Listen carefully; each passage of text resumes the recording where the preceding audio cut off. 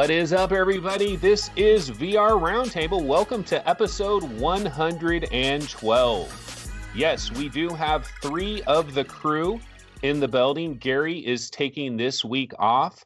But you know what? We do have, we actually have some interesting news stories. I was wondering as I was getting ready for this episode, I was like, isn't news kind of lame? But no, we actually have some pretty good stories from earlier this week. So we're going to get into that. We've got like a major game announcement. We have some HMD news as well. And we're also going to talk a little bit later. We'll talk about our feelings on Angry Birds and a lot of other stuff. So, you know, why don't we go ahead and get it started and get it rolling? But first, let me go ahead and see how the other 2 gentle bots are doing. Steve, what is going on? Nothing much. Everything is good. I know everyone's waiting with bated breath on the status of my Pimax, and maybe I'll get into that a little bit later. Other than that, not much. It's kind of been a basic week. Was excited to play Angry Birds because I didn't know it was coming out. So, and I know we'll get into that later. But other than that, it's been sort of the average, mid-February, nothing special, or early February, I should say, nothing special kind of week. Okay. And Chris, you know what, Chris, remember we forgot last week to get into your whole PlayStation VR thing. So that's something we can do today. But how are you doing, Chris? I'm good. I'm doing good. Yeah. Just been polishing up our snowball game this week. We're going to have mid-mortem cuts later this week. So the current game dev teams are going to be cut in half. So hopefully the VR game goes through. I'm working on it. All right. Well, why don't we just go ahead and get right into our news topics? We might have a bit of a shorter show today, which wouldn't be the worst thing in the world, considering we seem to go 2 hours every single time. Okay, but let's go ahead and start it off with our first news story of the day. And one of the things we've been interested in is new Windows mixed reality headsets. We're eventually going to start getting the second wave of these Windows mixed reality headsets. And Road to VR got an exclusive look at a new upcoming Windows mixed reality headset by Hewlett Packard. It is codenamed Copper. And Ben Lang of Road to VR believes that there is a possibility that this headset might hit us this year in the year 2019. Now, apparently he was invited to Hewlett Packard's Palo Alto offices where he got a sample of a prototype there. Now, the big deal here with Copper, in a lot of ways, it's very similar to their first headset, but there's one major difference. And the big difference is the resolution, 2160 by 2160 per eye. And this kind of seems like this might be a new standard that we're looking to heading into later this year, heading into 2020. There's more and more headsets that we tend to find out about that have this 2160 by 2160 per eye. That is a major jump in terms of resolution. Now, the field of view, basically the same field of view that we've had for a while now on Vive and Rift, so no major improvement there. As far as I understand, there's no like eye tracking or foveated rendering that we know of at this point in time. There are Fresnel lenses, but they are of a newer variety. And I guess if there is a Debbie Downer in this entire story, it's the fact that this is not really being positioned primarily as a consumer-facing product. They talked about this is for enterprise. This is a professional product. This is part of one of their categories where they're kind of designing things more for location-based entertainment. They have like backpack VR setups that they're doing at Hewlett Packard as well. And this seems to be tied a little bit more to that. But the good news is, compared to some of these other headsets where they're not even going to sell it to consumers, they will open this up for everybody. So why don't I go ahead and send it over to Steve first. Steve, what were your thoughts when you first found out about this Copper prototype? Are you pretty excited for this? Well, it's the first one that we've heard about that has a resolution as high as this, 2160 by 2160. That is a massive jump. I meant to write down the actual percentage jumps from Rift and Vive. I almost said Rive. Maybe that should be a thing, Rive. But it's something on the neighborhood of like 3.5 times the pixel density or something of the Rift, and that is a very, very, very big jump. And it's going to take a serious computer, some GPU to drive it. Like, I would say it's got to be in the neighborhood of what a Pimax is. Pimax's vertical resolution is only 1440, or at least the Pimax 5K, and then the signal that goes to the Pimax 8K. So the vertical resolution of 1440 is significantly less than the vertical resolution of 2160 here on this HP Copper prototype.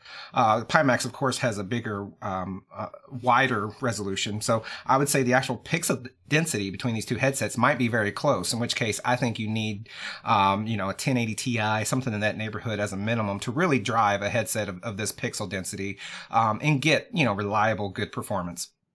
But I'm excited in the sense that, we're, I think we mentioned in the last couple of weeks, we're in the trough of disillusionment or whatever with the state of VR. And, it makes you wonder where these companies are in their prototyping and their development of new and the VR headsets of tomorrow. And this is good news in the sense that we know HP is working on a headset, and hopefully the same bodes for all the other companies out there, companies that currently don't have a headset on the market, companies that do currently have a headset on the market. So yeah, I think, my initial reaction is that I'm pleased that something is out there, and not to preview a story that we're going to get into in a little bit too soon, but it's not only a headset that's being developed and it's out there as a prototype, but also a headset that is pushing the envelope technologically. They're trying to advance it rather than go the other way and create a headset that is very, very, very low end and sort of a easier barrier to entry. Absolutely. Now, Chris, one of the things we've learned about this headset, it's kind of interesting because if you look at the renders that they have for this, they're switching up from a Halo design. So all the original Windows mixed reality headsets used the Halo design, very similar to PlayStation VR. Now, these Halo designs had some issues with the hinge and with getting a proper fit. You could get them comfortable, but then they weren't sitting on your face right. And then if you wanted to sit on your face right, you kind of had to modify it a little bit. What do you think about this baseball cap design versus like Halo? Do you have any kind of preferences? I think it's harder to do Halo right, so it just makes sense that they would do this, because like the Rift is still one of the most comfortable headsets, even though it doesn't incorporate the Halo. But I mean, definitely the PSVR is like really comfortable with its Halo. I don't get it. No company can seem to do it right. So I guess better to just not do a Halo than to keep failing. Like, the Odyssey Plus, like, I mean, that's the worst example of that. But yeah, I mean, this render really just looks like a white Rift basically, but there's nothing wrong with that. The Rift was a good headset and it was designed well. I think it was kind of ahead of its time in terms of like, all the Windows MR headsets were kind of like a step back in terms of design. So it's nice to see that HP is doing this more like elegant looking, like smaller looking headset. I think it looks really, really cool. I think the thing that upsets me the most about it, I think the resolution is great and everything, but I would have expected, there to be the next gen of Windows MR maybe to have more cameras or something. Because like still for me, the tracking is the biggest problem with this whole platform. It's other than that, like it's so close to perfect. If they just had 4 cameras like Oculus does, I feel like it would have been absolutely awesome. But based on the renders, it's still those 2 cameras where you lose tracking sometimes. So that's a little disappointing. It's really not an HP that's on Microsoft. I wish they just did a Gen 2 of this thing. It would be perfect. Yeah, I mean, we got people in chat that are bringing up what you just said, Chris, that it's still Windows MR version 1, and I don't know that we know that for sure. I think we can assume that it is at least that, but this prototype could be waiting on Microsoft. There could be a WMR V2 that Microsoft is still working on, so HP is just getting going with their prototype using the existing WMR tech. And I'd say odds are you're right that it's going to be WMR V1. but it might not. Just because the prototype doesn't necessarily mean the final product is. Yeah, I hope not. It seems so trivial and easy to just like smack two cameras up on top and call it good, but I don't know what Microsoft's doing with that. Yeah, that's definitely an interesting point. And we know that in about 2 weeks from now, we are going to have a Mobile World Congress in Barcelona. Microsoft will be there. We're expecting HoloLens 2.0 to be there. And the hope is that there will be brand new inside out tracking, like a new generation of inside out tracking. And then the thought would be that will trickle down to Windows mixed reality. I kind of, when I first started here, I was talking about how this is like the next generation of Windows mixed reality, but not really. It's kind of the next generation of their headset.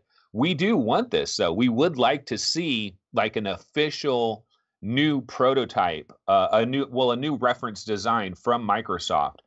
It's kind of interesting, too, because if you think about that Acer Oho 500 headset that was redesigned, that's also a Windows mixed reality headset, but it's also using this Qualcomm reference design. I don't know how all of that comes together, but that one, we found out that one has a resolution of 2160 by 2160 per eye.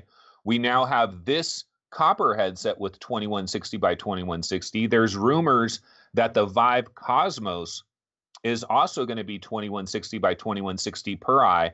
So are we looking, is this the next standard? And maybe a question I have for Steve, and you probably don't have the answer to this, I don't have the answer to this, is like HDMI. So we have these HDMI plugs, right? And there's a certain amount of bandwidth that our current HDMI can deal with, especially 2 times, in 60 or whatever, 90 frames for each thing. And then at that resolution, are these new headsets with 2160 by 2160 for each eye, is this going to require maybe a new HDMI standard? Is it going to require virtual link? No, I'd say that they're probably going to have virtual link. I would assume the Pimax needed DisplayPort, so it's a DisplayPort on it, and it is not HDMI. So I would say at that resolution, I mean, someone in chat actually did the math and said that the HP Copper had 22% more pixel density than the or 22% more pixels, not density, than the Pimax 5K. So if the Pimax needed DisplayPort, I would say that this Copper is going to need DisplayPort, or they're going to have to move to the Virtual Link. The Virtual Link is a DisplayPort topology, from what I understand, within that USB-C connector that plugs into the RTX cards. So I'd say, yeah, that's the direction this is going to go. I think we may have already seen the last of the HDMI-based headsets. That's interesting because, I mean, if you go to Virtual Link and you don't have DisplayPort as an option, but I would, maybe you could get an adapter or something because I mean, not everybody's going to run out and buy a brand new card for this, right? Chris, are you running out and buying a brand new RTX card? Are you still on that 980? Yeah, I'm still on the 980. It's been working good for me. I don't know. Anthony's glad he's not the popper in the video card segment on the show anymore. Yeah, you got a great deal. Damn, I should have taken your deal. Yeah, you could have had that. No, you needed it. But yeah, I there's always the potential, because hopefully HDMI 2.1's on the new RTX cards. I can't really confirm that. Oh, never mind. It's not. Awesome. Okay. So yeah, no, there's no way.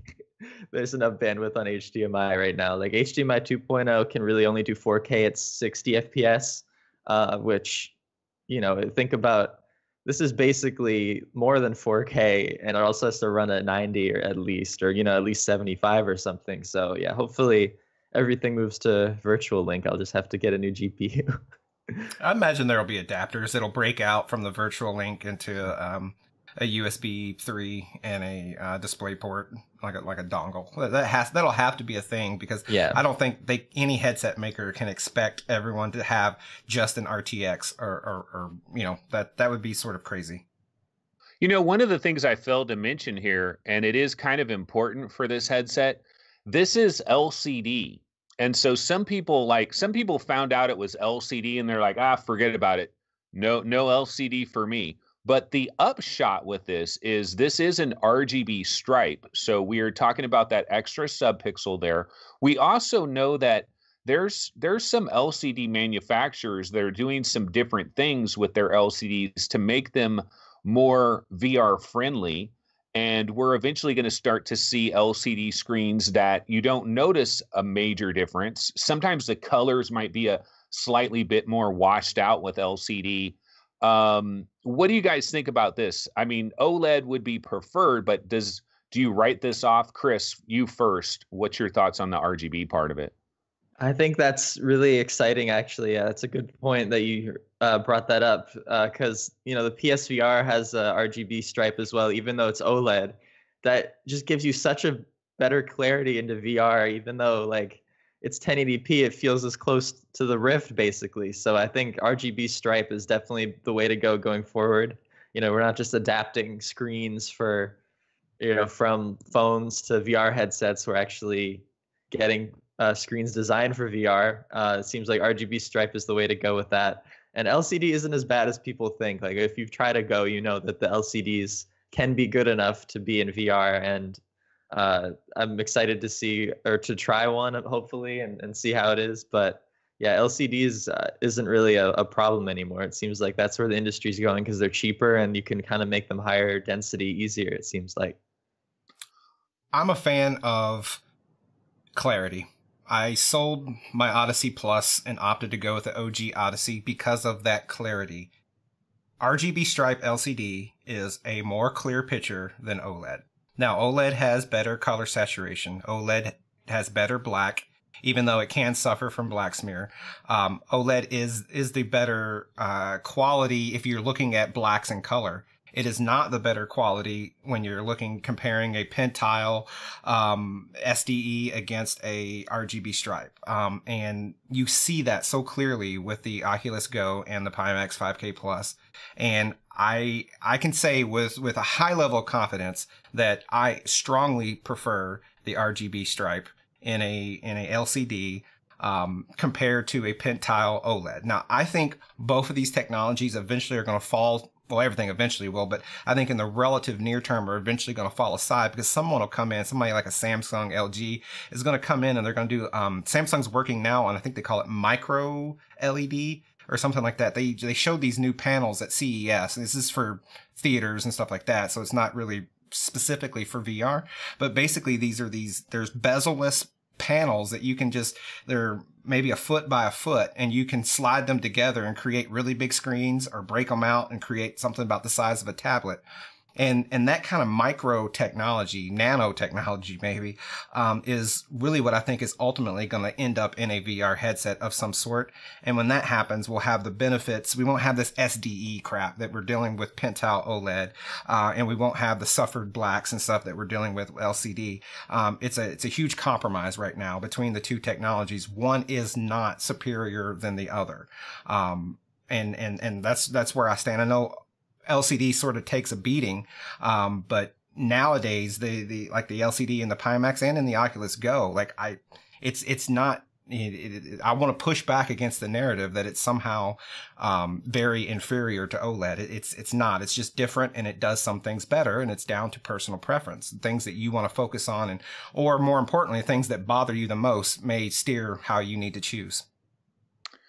Yeah, so the next thing we got to wait for now is when Hewlett Packard is going to do an official unveiling of this product. They're going to have a new name for it, and they're going to probably have some type of event at some point where they show this off. I don't know if it will be timed with GDC necessarily. It's probably going to be their own private little thing. Now, Ben Lang appears to believe that this is coming out later this year, so they might have hinted to him that, we plan on getting this out later this year. So I'm excited for this, but just like Vive Cosmos and just like that Acer Oho headset as well, I kind of would like it if maybe we kind of had a bit more information, but, we're just going to have to wait a little bit on that. Okay, well, why don't we go ahead and jump into the next story of the day? And this one was a really big one. This one hit earlier this week. And the one thing I got to say here is we've got to be careful with this story because the truth of the matter is this is almost 100% speculation. Like everything that we're saying about this, I did a show earlier this week on my other little channel thing where I went crazy into speculation, and I thought about it. Wait a minute, this is all speculation. Like we don't know if any of this is actually going to go down the way we think it is, but let's cover the information we have. Let's take a look at this and we can talk about it. So the story I'm talking about here is Upload VR. What they did was they looked through all the code of a recent Oculus update, and they found out some information that was buried in this code. The information suggests several things. First of all, it suggests that the Rift S is a real thing, which we remember there was a TechCrunch story, I believe, back in November that kind of revealed this Rift S idea. And that was kind of speculatory at best. We didn't have real information on that, but Rift S got out there into the ether. And now we have actual Oculus software, the update software that had this Rift S buried inside there. So it seems to indicate that Rift S is a real thing. The other big piece of information that we got out of here is based on what we're looking at, it seems that there may not be a physical IPD adjustment, that we could be looking at software IPD adjustment for the Rift S. And the reason this becomes major headline news is because of how everybody thought the Rift S was being positioned. And I argued this in a major way on my show. I was like, what? Software IPD? You got to be kidding me. This is blasphemy. But maybe, like, a day later, I kind of calmed down and I thought about, well, maybe the Rift S isn't what we thought it was. Like, I personally thought the Rift S was an appeasement to the hardest of the hardcore that were disappointed with the Oculus Quest. They're disappointed with this movement towards this standalone, lower powered, in terms of pure hardcore graphical power, Oculus Quest, and that the Rift S is an appeasement to the hardest of the hardcore. That's what I thought. Maybe that's not the case. Maybe the Rift S is a replacement for our regular Rift. So there's lots of different ways to consider this. I'm going to kick it over to Steve first. Steve, when you first found out about this software IPD thing, were you up in arms as well, or did you take more of a cautious, well-mannered approach to the whole thing, or how did you think about it? Well, I take a cautious, well-mannered approach to everything. I honestly, like, it did catch me by surprise. It's a head scratcher because it doesn't make sense to take a step backwards. And that is, if it is a fixed display with fixed lenses that is the IPD benefits are purely software, that is no question a step backwards. And that is a bummer. And I can't think of necessarily why they would do that. To me, it looks like the Rift S is it looks like it's a go with insight. And it would be, in a way, it would be a product that is under the Oculus Quest. So to me, that seemed a little, it seemed bonkers. So I started thinking and remembering, sort of what you started the story out with, Anthony, and that this is purely speculation and this is based off of Upload scouring some code. And I got to think, what else could this software IPD reference be doing?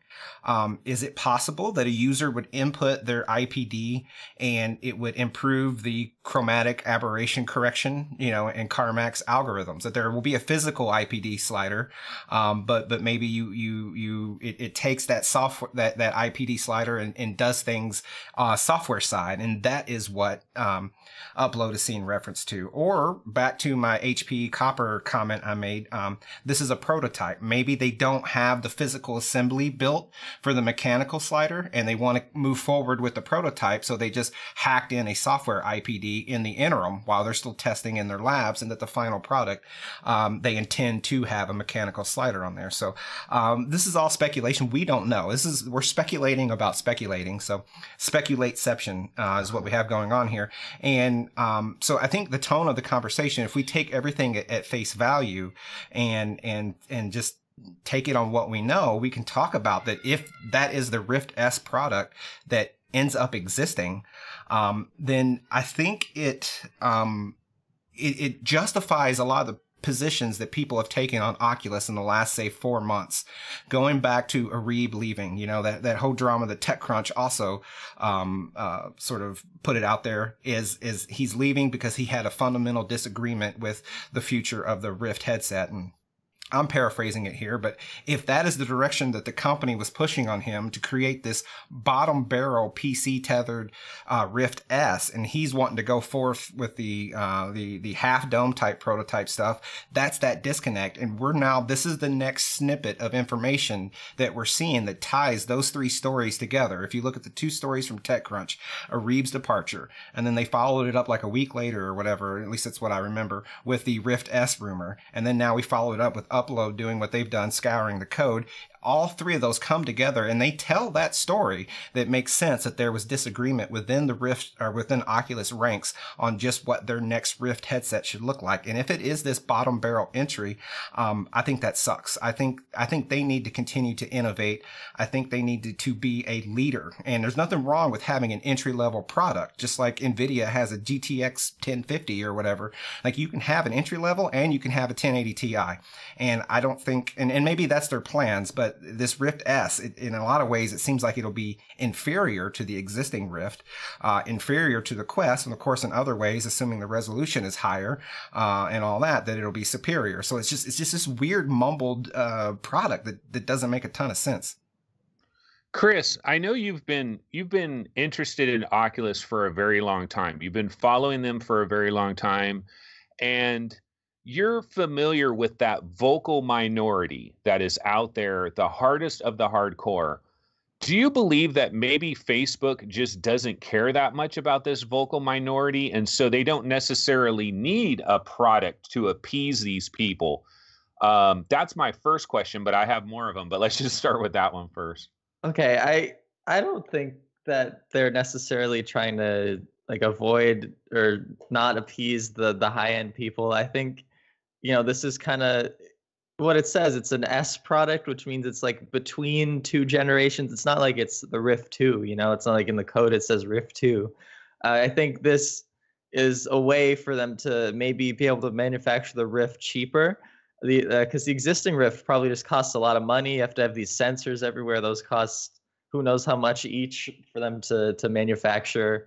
There's just all this extra stuff in there. And then it's just so hard to recommend a Rift to people right now. Well, it's not because it's really cheap, but once Quest comes out, you can be like, okay, I can spend $350 on a Rift, or I could spend $399 and I'll get a Quest where the GPU power is built in and everything's built in. It's all in one. It's wireless.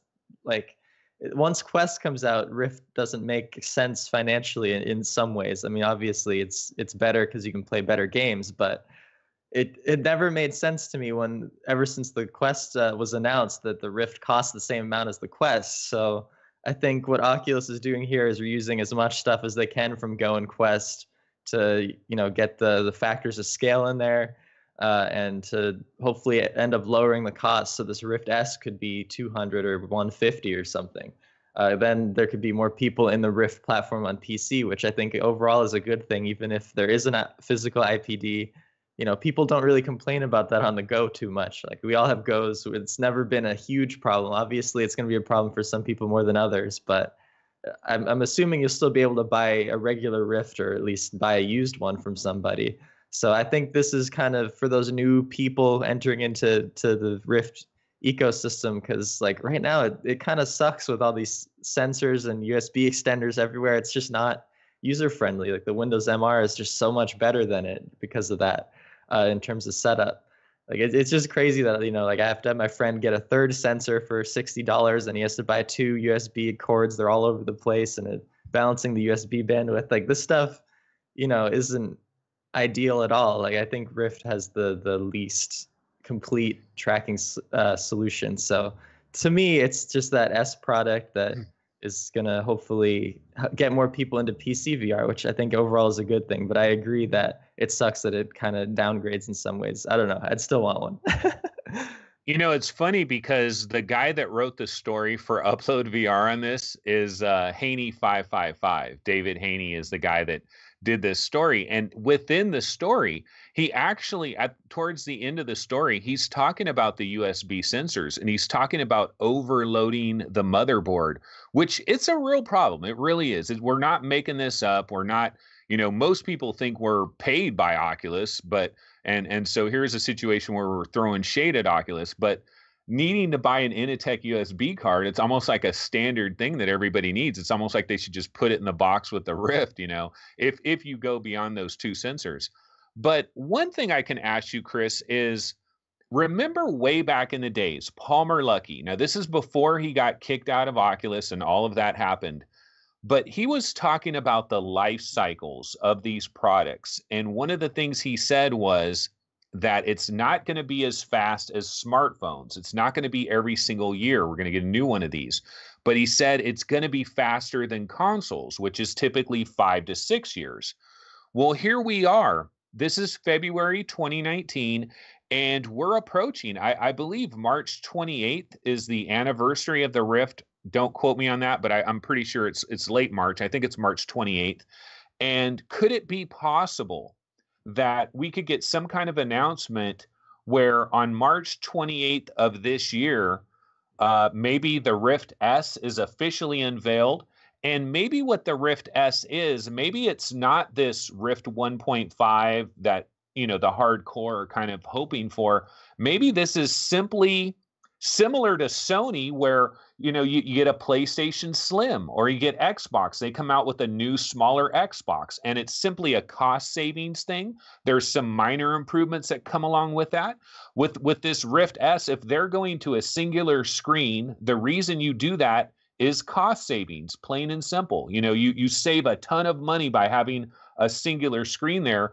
And so could this just be the new Oculus Rift and the Oculus Rift that we know and love, that they still have those around, but eventually they all sell out and this is just the new Rift? Is that a possibility? I think so. Like, that's what I think is going to be happening is they'll eventually phase out the existing Rift for this way easier to set up. And, obviously there's going to be, with any new product, there's going to be some things that people don't like about it as much. But I think overall, it's a benefit to me. Like the Insight technology is a benefit to me. And luckily for me, my eyes are spaced well. But, also that's speculation. Hopefully it'll have mechanical IPD as well. Where it's not set in stone or anything. I think what is, if anything, more set in stone is that at least it's going to be an inside out headset if it comes out. Which is the exciting thing for me. And it's going to most likely have a high resolution, which is something, I've wanted for a long time. Like if I could just have an Odyssey with touch controllers, it'd be like perfect almost. I mean, the Odyssey's uncomfortable as well, but that resolution bump is something that is hopefully going to come with this, which would be exciting as well.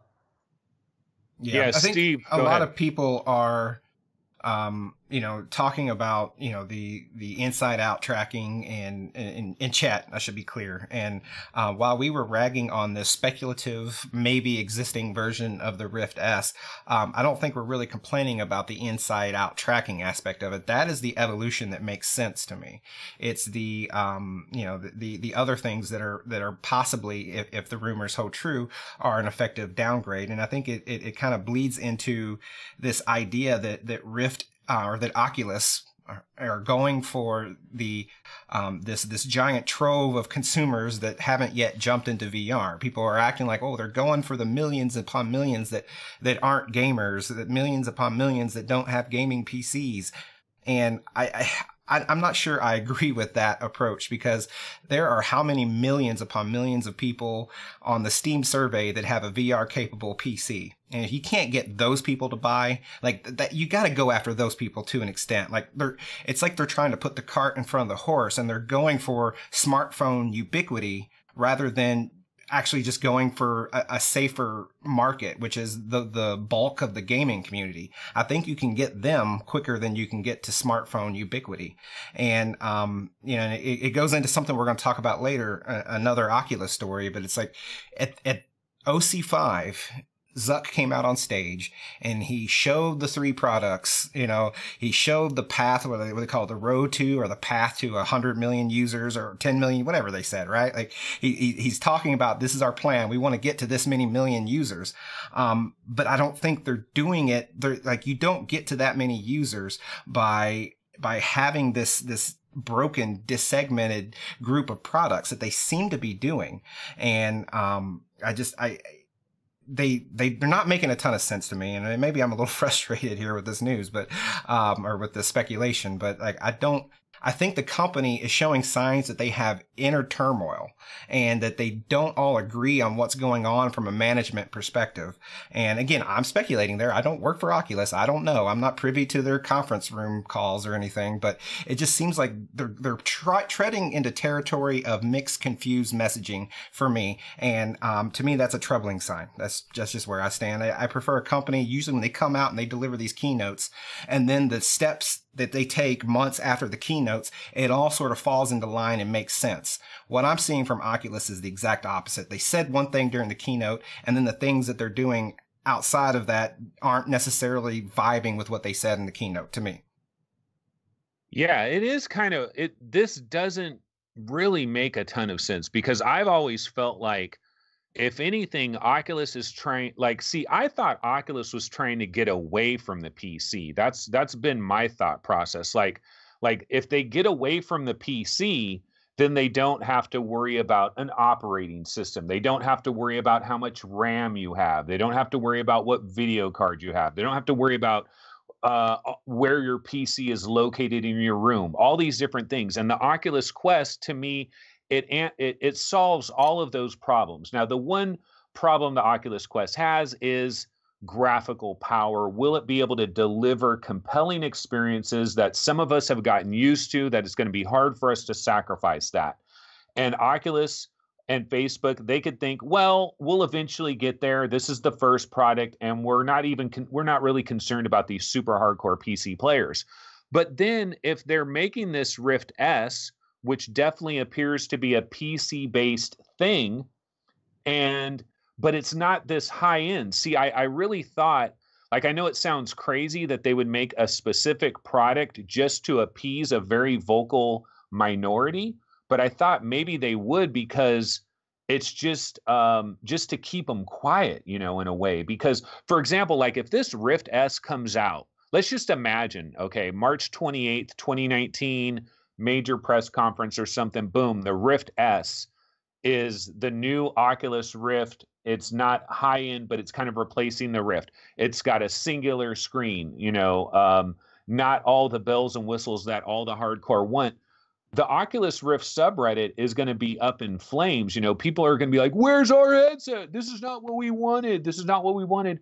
I guess they don't care about that too much, or they think it's water under the bridge. It's not that big of a deal, because the vast majority of people out there aren't on the Oculus Rift subreddit reading this stuff, and it'll all blow over anyway, right? Yeah, I think, I mean, there's truth in what you say there, and I think that's the case. We have chat going on about getting to 1 billion, and I wanted to go back to a comment. I need to scroll for a second. Onikazi said, or Onikazi, he says, getting away from the PC isn't feasible for probably at least 3 generations. And I don't know if it's 3 generations, 2 generations, 5 generations, but I agree with that statement. I don't think they can get away from the PC, and I don't think they need to. And that's kind of the point that I was trying to make, and maybe I did it poorly, but the gaming community is quite big. It's not like we're this niche group of a couple 100,000 people. Like, gaming is big. And I think to try to jump past that whole gaming community and go for wide stream, you know, Walmart recognized products is the wrong step, because in order to get there, they'll have to stifle innovation to a degree. And I don't think that they need to skip that step. And maybe I'm speaking out of personal bias, maybe not, but I don't think they need to skip that step. And I think in doing so, they run the risk of getting nowhere, actually. Like, and it's their company, their decisions to make, but I just don't think it's the right step. I think they're glossing over a market that will love to support them. But think about this. What if Rift S comes out and it's like 150? You know, like you could recommend it to anyone who has a gaming computer that is capable of running this thing. Like, I think hopefully, if when I think Rift S, that's what I think of. I think of something that's so cheap that no one could like. You know, it's such an impulse buy that anyone could get it. Like that was kind of what the Oculus Go was to some people who didn't have a gaming PC. There needs to be some product that you can be like, that's so cheap that I'm gonna buy it, even if I haven't tried VR yet. So like, I hope that's what it is. But I agree that it's not what us hardcore people want. You know, we want a Gen 2 headset at this point. Like we kind of deserve one from how long we've had the Rift for. But it doesn't seem like where they're going. Well, we'll have to see. This is a really interesting thing that kind of came out of nowhere. That would be crazy if they did have this like super cheap thing, because man, they would have like 5 different products. You know, they have the Go, they'd have the Quest, they'd have this cheapo PC thing, they'd have the regular Rift, and then maybe the one that we really want. I mean, that's like 6 different products. Destructus86, a user I've not noticed in chat before, he commented, or she, said maybe instead of focusing on newer headsets, we focus on making big games. And winner, chicken dinner, that is the answer. That is the problem right now with gaming in VR and the market. We love hardware. I love hardware. I'm documented through this show on how much I love hardware because I'm always buying stuff. But gaming, the games are the problems. The cost isn't the issue. Nvidia is selling $1,300 cards or whatever. Like, cost isn't the problem. People have, $300 keyboards and $800 monitors. Like, cost is a thing. Like, the issue is that the people the market that aren't into VR yet, they don't see the value for that cost. Like, if people were playing Red Dead and Witcher and all this stuff in VR, like, the cost isn't the problem. And I think the content is, and to Oculus's point, I guess, the content they believe will follow the hardware adoption, and maybe that's true, but I just wanted to pull that quote out because I agree with Oniaki that content is ultimately the biggest problem. One last quick question before we bounce out of this. Steve, do you believe like the Inside Out thing, we've already seen what Microsoft was able to do with their first crack at it. Pretty good, for the most part, but not good enough where people won't talk about its downsides. Do you think Oculus is going to fare better with this first attempt at Inside Out? I mean, we're getting it with the Quest. It's coming regardless. And then if it also comes with Rift S, you got to imagine it's very similar. Did you send that to me? Yeah. Okay. Sorry, I was reading chat. I think Oculus will do better. And just because they're just now coming to market now doesn't mean that they don't have as much experience as Microsoft has had with it. Like, we see a big name like Microsoft and we're like, woo, they're massive. They can throw lots of bodies and lots of resources at a issue, and they can. But just because they can, it doesn't mean that they are. We don't know how big Microsoft Windows MR team is. We don't know how many engineers and how many millions they've set up in labs. Oculus, well, I guess we don't know that number either. This is more in Oculus's bread and butter. Like, they need this. And we know they've been working on the Santa Cruz prototype for years and years. And I think with all that in mind and reverse engineering and looking at what Windows MR is doing, I do think Oculus will come out of the gate with a better performing tracking system. And when I say out of the gate, I don't necessarily mean launch day. I could see there being a sort of a crappy bug on launch day or so. But I think in relative short order, a few months after launch, they have it dialed in, a couple patches. I think it could be outperforming Windows MR. That's to say, I don't think Windows MR, like, tracking is such this huge, overblown, well, I don't know if I say overblown, but it's this huge sticking point in a lot of commentary. And I find when I use Windows MR that it makes itself known that it's inferior tracking, but it's like 98% of the way there. Like, yes, Lighthouse, the Steam VR tracking is superior. Constellation is superior over Windows MR Inside Out tracking, but it's not so bad. Like, Windows MR tracking is way better than what the PlayStation VR is doing, and that's not Inside Out tracking. So I think a lot of noise is made by tracking, about tracking, but I don't think it just completely renders games unplayable in bulk. There will be a title here and there that doesn't play well with inside-out tracking, but the bulk of the time, you're going to play things fine, and you're not going to be overly burdened by the tracking. All righty. Well, yeah, that's a lot of talk there on the Rift S. Now, speaking of some other news that we got, and this is definitely Oculus Rift related, and this is probably, well, this is the biggest game announcement I think we've had this year so far. We were teased a new game that was going to be coming from Sanzaru Games. Now, this is the developer. They first started out with Ripcoil for the Oculus Rift. That was their initial development project that Sanzaru Games did. Then they followed that up with VR Sports Challenge, which I think is a really good, underrated sports mini game. You know, everybody wants like the Wii Sports type of game. Not quite that, but still pretty good in that kind of a category. Then, of course, they got their biggest game so far for Oculus, which was Marvel Powers United VR, which is something everybody was waiting on. Everybody was hyped and excited for. Don't know if it like fully lived up to the dreams, but we got that one. And then now this is their fourth VR game, and it was teased for a while. And now we got the full-blown announcement. It is Asgard's Wrath. Not only this, guys, but we saw, well, on the Oculus Store, they have a page for it, and it seems to suggest that this is coming July of 2019. So this is going to be headed this summer, we think, Asgard's Wrath for the Oculus Rift.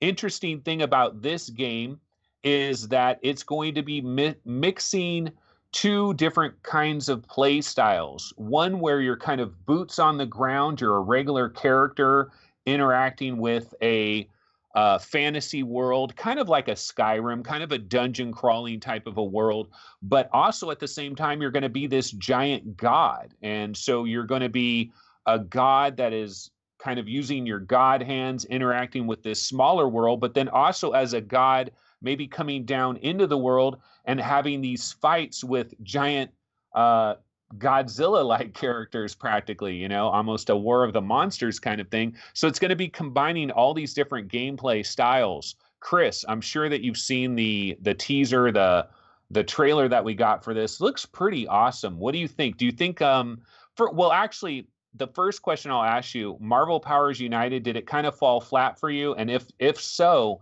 do you think that Sanzaru is going to kind of redeem themselves with Asgard's Wrath? Yeah, it did fall flat for me, and I probably should go back because I've heard, you know, there's been some decent updates to that game, and I just haven't had time to get back into it.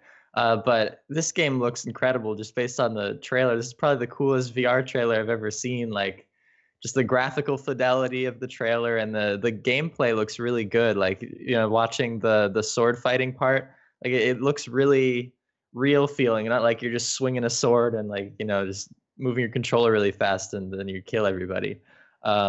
Interesting to me is that they've been working on this title quote for years. So they've been working on this probably well before Marvel Powers United VR was even announced. Like they've been working on this thing for a long time, and it seems like their actual big project they've kind of been working on behind the scenes, which is really exciting to see.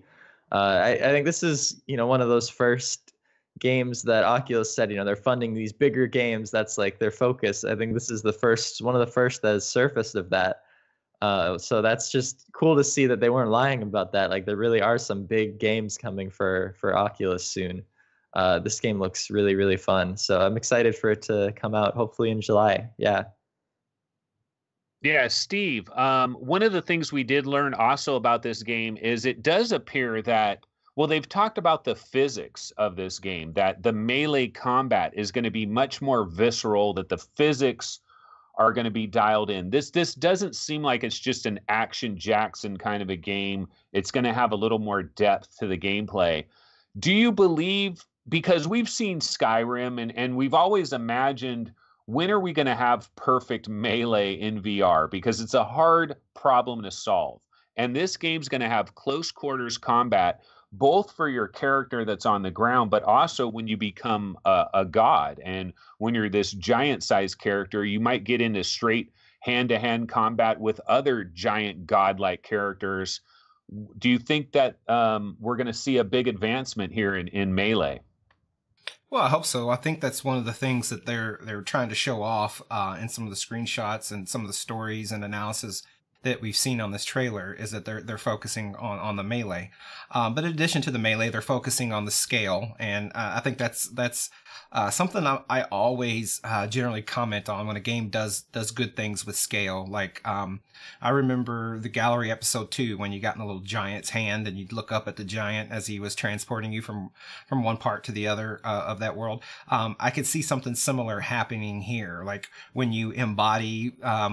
I guess you are Asgard, which is the god, the giant, and you I guess have the ability to embody mortals, which are some of the smaller, more human-sized characters. But I imagine that when you're embodying a mortal, you'll be able to still look up at your god body and kind of marvel at that sense of scale. Maybe bounce back and forth in the middle of a battle. I think that would be really neat. Like your god form is battling another god form, and your human form is battling, locally down there, and having to parlay back and forth. I just think that would be a good gameplay mechanic that is interesting. Shows the scale of VR, which is one of the more impressive things about it, I think, and also be fun gameplay. So I think that this is now probably my most anticipated title, and I think odds are, and maybe that's why they're showing the release date, that we'll see this before Stormland. So this has kind of jumped the line in front of Stormland for me, both in my interest and in fact, I think that's going to come first based on what we know now. So yeah, I look forward to this. And also I think they admitted that they were working on this for a long time. So even though all the focus was on Marvel's Powers United from Sanzaru, they had been working on this title as well. So it's not like this is a title that they've thrown together since the release of Marvel's Power United. They're saying 30 hours of content. And also some people in chat had mentioned whether or not it had multiplayer. Asynchronous multiplayer was hinted, but no details given. Yeah, one of the things about like Marvel Powers United VR, I remember when we were waiting for that game, it seemed like we were waiting forever and ever and ever. But if you think about it now, Sanzaru Games, they probably were split into two teams, and they probably had one team working on Marvel Powers United, and then one team was working on Asgard's. And then a lot of times what happens is when you start to wind down on one of the games, then everybody kind of goes over to the game that's winding down, and they bang that baby out. They finish that baby. They make it go gold. And then once that happens, then everybody transitions over to Asgard. And so that's probably what happened here. They probably do have a couple of different teams. One other thing I was going to mention too is, yeah, you mentioned this 30 hours of content. And when we think about games that have been made from made from scratch, basically for VR, when we think of the longest games, the games with the most content, it's like Fallout 4, it's Skyrim, it's like Alien Isolation. It's all these different games that they weren't designed with VR in mind from the very beginning. When I think of a VR game that's designed from the very beginning that is a longer game, I kind of think of the Mage's Tale, which is about 10, 11 hours maybe, and we're talking 30 here. So this is a pretty significant chunk of content. So we're definitely looking forward to that. Chris, when you think about like Oculus, they have these 4 big games that appear to be scheduled this year. They've got Stormland, Defector, Lone Echo 2, and Asgard's Wrath. Now, Steve just mentioned he believes, Asgard, we're probably going to get it before Stormland, probably get it before Lone Echo 2. My question is, where the heck is Defector? Now, hopefully we'll get a date, right? I hope for so. Defector pretty soon. I know. Yeah, I have no idea, but I'm excited that there's kind of a hint at a date for like any of these things, it's good to start seeing the timeline fall in place. So hopefully we'll get one for Defector soon too.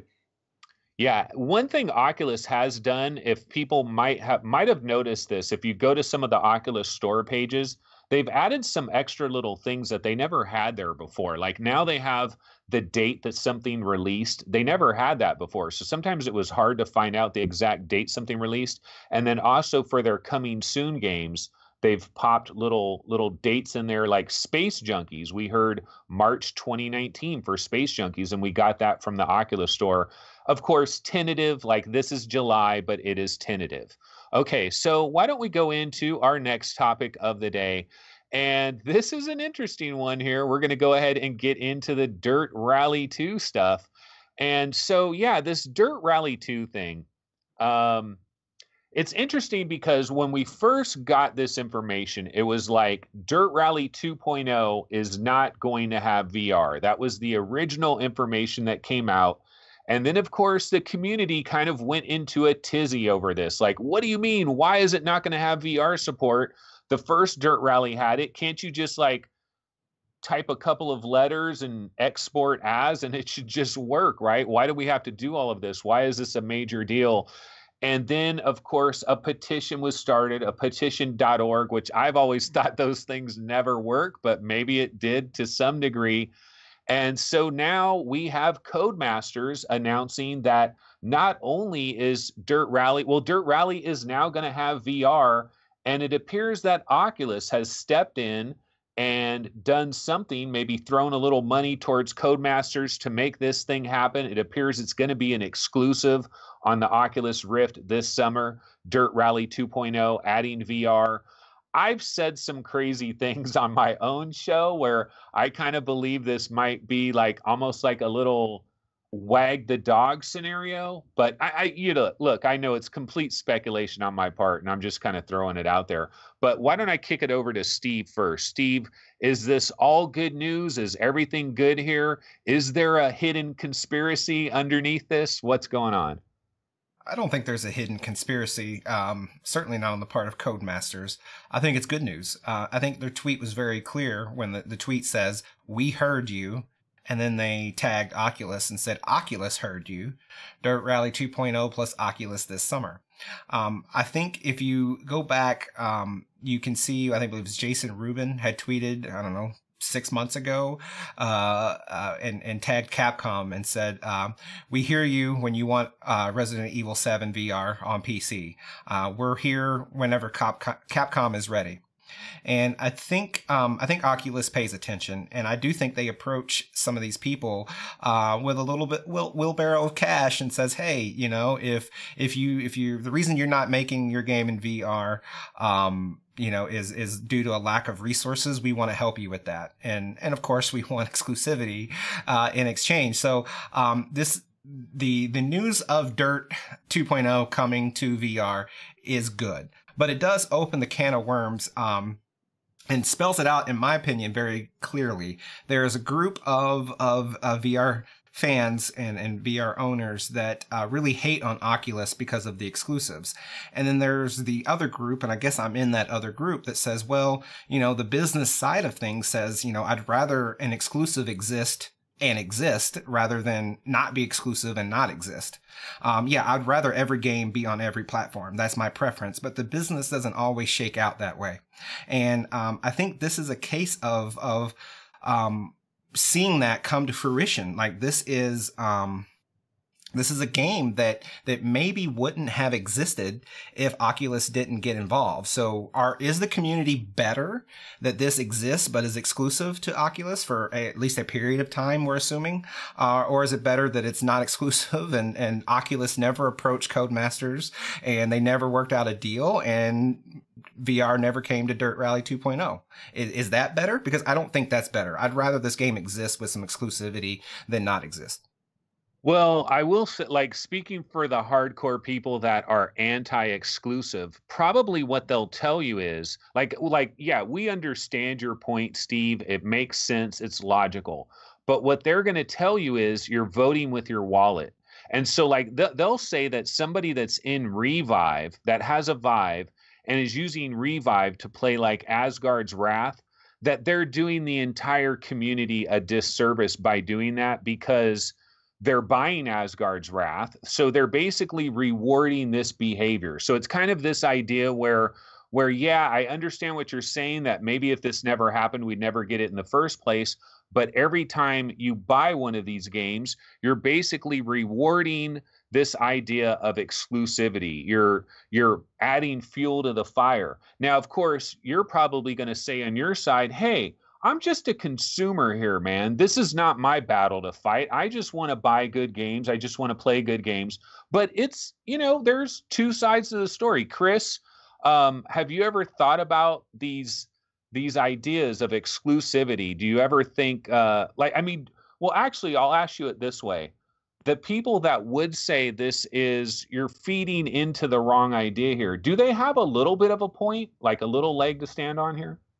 Maybe I'm more with Steve, to be honest. Like, I get that point too, but like, the reason my girlfriend and I got a PSVR is so we can play some of the exclusives, and like, they're good. There's good exclusives on that platform, and I think Oculus has every right to want exclusives on their platform because it's all for the good of VR. Like, if these games didn't exist, VR might not be as big for games that aren't exclusive. So I think even if you don't buy the exclusive, you should still be thankful that they're getting funded, because it's probably the things that are increasing the number of headsets a lot. Like, if example of Dirt Rally wasn't funded, maybe that is something that'll get a lot of people into VR, especially people who like racing games.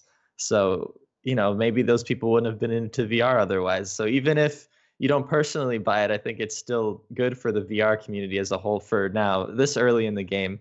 Because I'd be happy if HTC or Valve funded games too. That'd be great. They just don't, because for some reason, like, if they did, that'd be great too. I don't want just Oculus funding these things, but it seems like they're the only ones who are willing to. Yeah, so I think you mentioned voting with your wallet or something to that effect, Anthony. And I see it as exactly that. I am voting with my wallet. I'm voting for good games to exist in VR. And I support that. And again, I'll repeat that I'd prefer that this hit every platform and everyone got to play it without revive or without hacks and stuff. But I think we want to reward developers that for however way they get there, so long as they're not murdering and being overtly illegal about it, then them getting VR content out there is a win and is something that we should reward. It's something that we should want, and it is something that we should really, again, I guess reward. I'm saying the same thing, but like we want to push that. And I say the same thing to Subnautica. I even tweeted it from the VR Roundtable account earlier this week. I said, hey, here you go, Subnautica, Unknown Worlds Entertainment, Dirt Rally 2. They stepped up, and I hope that Jason Rubin has knocked on Unworld Entertainment's door and said, hey guys, let's get below zero in VR. How many wheelbarrows do I need? Because that's what I want. I want these games to exist because I think the content existing is what's going to move VR forward. The lack of content is going to keep it in that NeoGAF VR as a gimmick mentality. Wave shooter after wave shooter, things like that. We can't break that cycle until the mainstream big budget content is there. And this is exciting for developers too. Like, there hasn't really been a point in time other than exclusives for console. But if you're an indie developer, you have no way of getting funding early. Like, you're probably, taking a huge risk. But it sounds like thanks to Oculus, if you have a good enough indie game or any game like that you're working on with VR, you could potentially, get the funding before you make it and like make a living. So I think it's good. It's rewarding developers when they often don't get rewarded and they just get stepped on a lot. So this is really a cool opportunity for people in the game industry, I think. One quick little aside to Subnautica Below Zero is Fluke Rogi, I believe, I was somewhere talking with him. I don't know if it was like on a Discord server or something, but he mentioned that Subnautica Below Zero, like, you're getting like 29 frames on that game. And this is in flat mode with high-end graphics cards, and he's saying that's why there's no VR. It's not some kind of conspiracy like they don't want to do VR. It's just that it's using a higher-end graphics engine. They couldn't do VR. There's no way. They can barely do flat with that.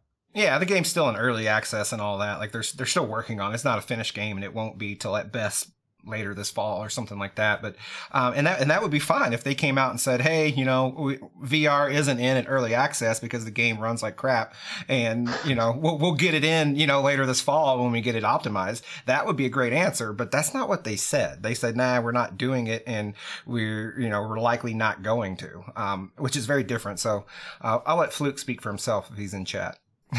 Yeah, Unknown Worlds Entertainment, they're honeypotting us. They're setting it up. They want the petition. They want the payout. No. Okay, so let's go ahead and jump into our next story. And this one is about Cybershoes. Yes, Cybershoes, guys. It's funny because I've heard a lot of talk about Cybershoes. I remember seeing it a long time ago, kind of forgot about it, but it's back in the news because it is on Indiegogo. And I believe it raised quite a bit of money.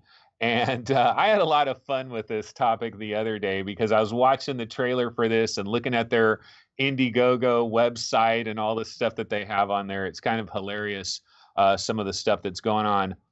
What do you guys think about this? Because, well, I'll just give you my take on Cybershoes real quick, and we'll go around to the panel here and get everybody's take on it. But when I see it, it's kind of the opposite of what I'm looking for in VR, because for me, one of the main reasons I've been drawn to VR in the first place is I have this idea where I'm in the game. I'm standing in the game world. I've got a sword in this hand. I've got a shield in this hand. I'm in the game and I'm walking around and I'm taking steps and I'm doing things and I'm picking things up and I'm moving things around. When I first got VR, very, very early in the days, I used to do this thing where I would teleport everywhere, but I would also try to walk as much as possible. And I would even walk backwards just so I could walk forwards, just so I could be walking and feel like I'm in the game. And so then I see this trailer for Cybershoes. And it's people sitting in swivel chairs, and they're using these shoes to locomote through the world. And there's good aspects of this. There definitely is, because we all know somebody that they just can't handle VR. It makes them motion sick. It doesn't work for them. And I guess it's better to have somebody sitting in a swivel chair, right, using these Cybershoes, playing VR games. It's better that than them never, ever playing a VR game if they can't stand up and be fully immersed. For me, it's like an immersion breaker, but I don't know. Maybe it's just all in my head. It is. I'll send it over to Chris first. Chris, what do you think when you watch this kind of stuff? Would you be down for Cybershoes? Not at all. I think these are kind of ridiculous. I get what they're trying to solve. This is the wrong way to go about it. For people who want, I don't know who would buy this, to be honest. I know a lot of people are buying it. I guess I just don't get it. I don't think thumbstick movement is that big a deal. I'd rather have the flexibility to stand up and crouch and go prone if I'm in Pavlov or something than to be stuck in this one seated position. I guess if I wanted to play games like Skyrim, I'd probably rather play it seated with these Cybershoes than standing, but I can't see the point in this, really. Steve, do you see the point in this? Am I missing something?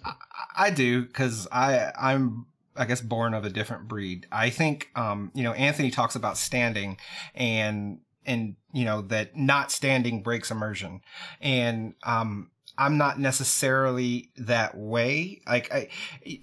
Ideally, we could walk around and this wouldn't be an issue. So that would be peak optimal immersion.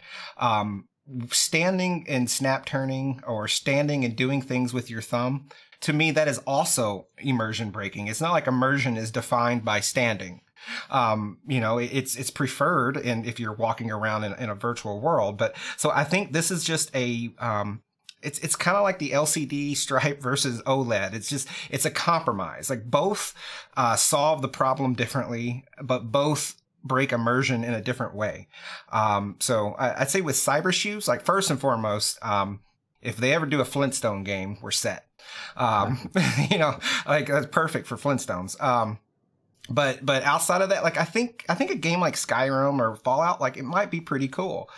Maybe a game like Sprint Vector might be pretty cool. Like it doesn't mean that this has to be the one-stop shop solution that you play every game with the Cybershoes and you never not have them on when you're in VR. It could be like, hey, okay, this game I play with Cybershoes, and then when I'm playing Beat Saber, of course, I don't have the Cybershoes on. So I think it kind of falls into that mentality for me. I do think the price is high. I think I wrote it down here. Like if you jump in, so first they did a Kickstarter, and I think this is why this was in the news, because they came with an Indiegogo recently, which to me was ironic since they did the Kickstarter last November. But they raised about $250,000 last November, and then so far they've raised about another $40,000 on the Indiegogo. The full early bird package is $269. And that's labeled on the graphics on the Indiegogo as being a 51% discount. So if you extrapolate that out, then that means retail for the full package is $550. And I think that's too pricey for what they're trying to do. And maybe they can't get the cost down. Maybe it's just, what the price needs to be. But I don't think I'd be in at $550. And then lastly, the only other thing I'll say is, two other concerns I've had is I've seen, people describe that you cannot strafe in these. To me, strafing is a big deal. If I can't strafe in these, without resorting to some sort of twisting my waist type thing, then that might be a problem. And then lastly, game support. Like if this isn't done sort of at the Steam VR API level where it's just going to work with every game, but rather the games in some capacity have to be patched for it, I think that's a deal breaker. Yeah, well, one of the things you forgot to mention though, Steve, for that money, you get a cyber carpet, baby. You get a cyber carpet, you get a cyber chair, and the cyber shoes. So it's not just the cyber shoes. You get that cyber carpet, which is so very important, Wow. and the swivel chair as well. Yeah, I don't know. I mean, when I think about this, like part of my mind, like the one way I could justify a product like this is I know there's people that they'll play Skyrim for 4 hours straight. They'll get into VR and they'll play Skyrim for 4 hours straight. I've never played anything VR for 4 hours straight. I don't even know if I've played anything for 2 hours straight. I might have gotten to like an hour and 50 minutes, and that's probably the longest I've ever gone in a headset at a single time. But there's the Iron Man people out there. They do it for a hell of hours. And for those people, I could understand maybe wanting to sit down. You're not going to stand up for 5 hours.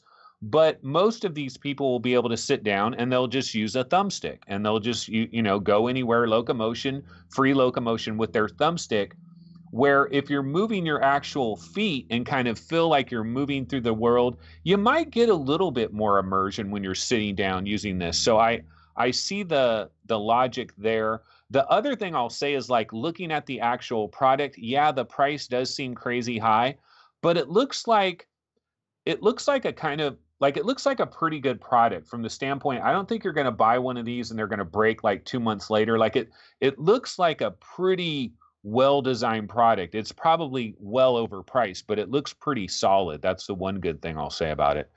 But yeah, that is Cybershoes. Any last comments on this before we move on?